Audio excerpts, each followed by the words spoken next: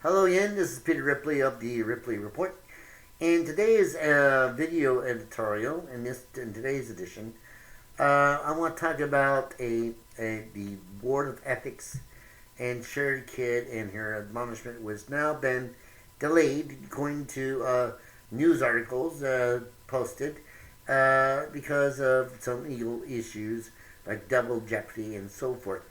That kind of reminds me this whole episode of this media fiasco, as you can call this fiasco this of the ethics committee, what I call now a ethics circus.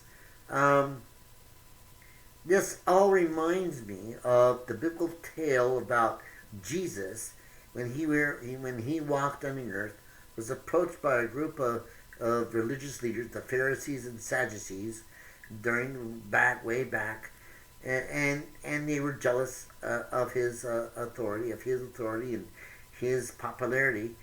Anyway, they went to him and dragged along this woman who was caught in adultery, and so they they tested him to see whether or not he would condemn this woman to death by stoning, which was the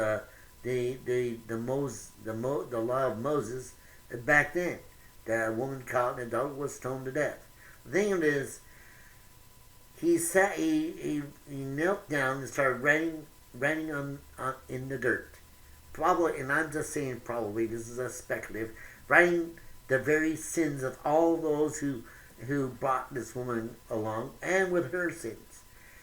And he looked up and said, well, okay, ye without sin cast the first stone.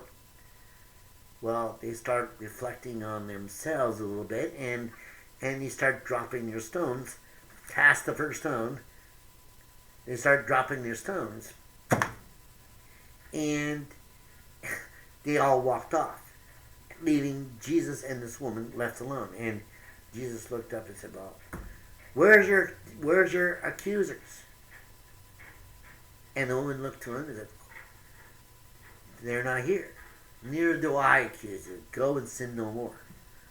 And as you could read that story in the book of the Bible, John 8:2-11, and you can get that story. Also been posted on the news blog, which I use in my little written editorial.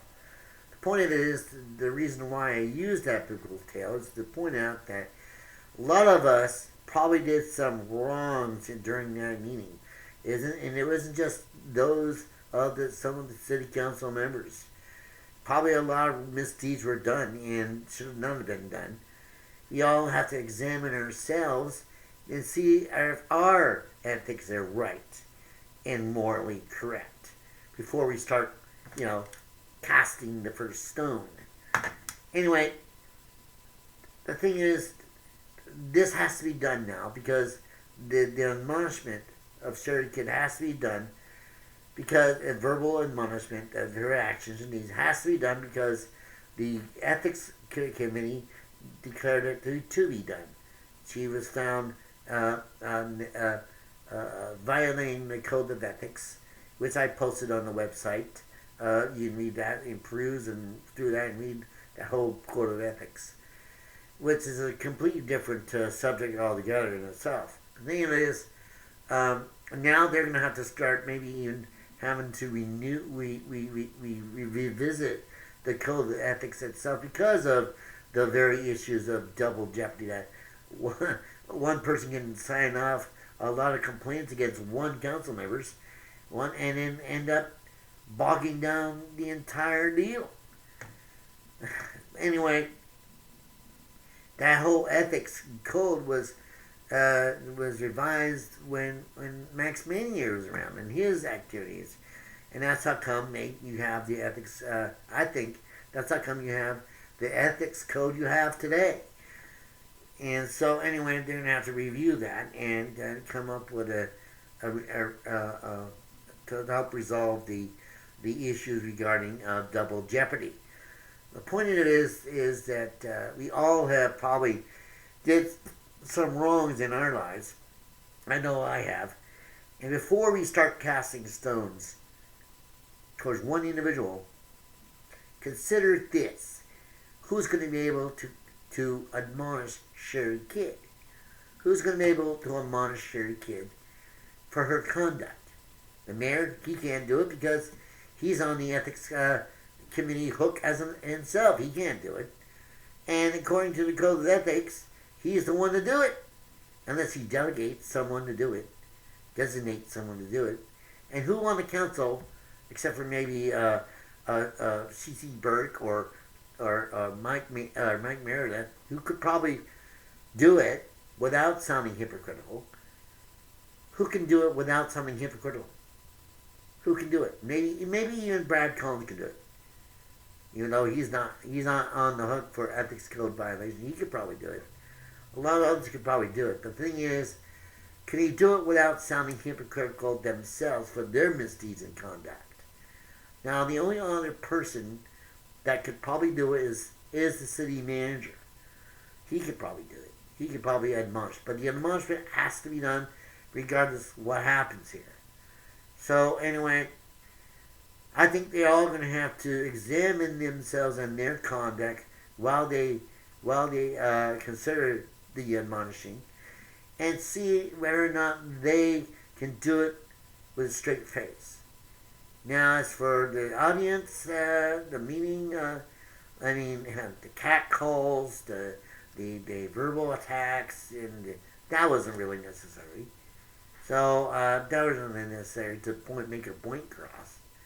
And the clapping and all that wasn't really necessary.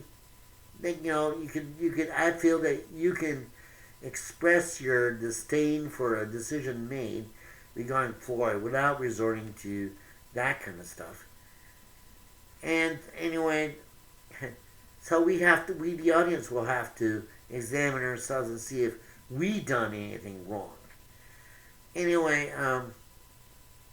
I hope that they can clear this up and they can figure this who's going to be able to do this without sounding like hypocrites themselves. And the best of luck on that. And as for the code of conduct itself, well, they're going to have to review that completely. And the way it is right now, that code of ethics has set up so no one on the city council can really talk to anyone in the public about anything. They shield themselves behind this barrier of code of ethics. They can't talk to the media, they can't talk to the media, or they can't interview the media. I mean, they're just hiding underneath the desk and using that code of ethics as a shield, because of our pal Max Mania decided to, do what he did when he was in office. And I'm not going to go through that. You can check the archives and the Peninsula Daily News and find that all out.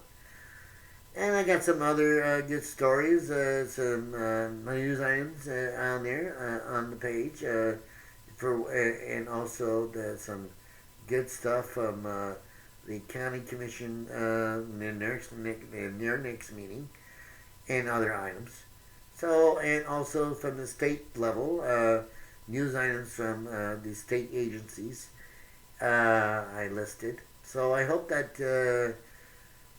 you enjoy this week's publication of the Ripley Report, and I'll see you all next time.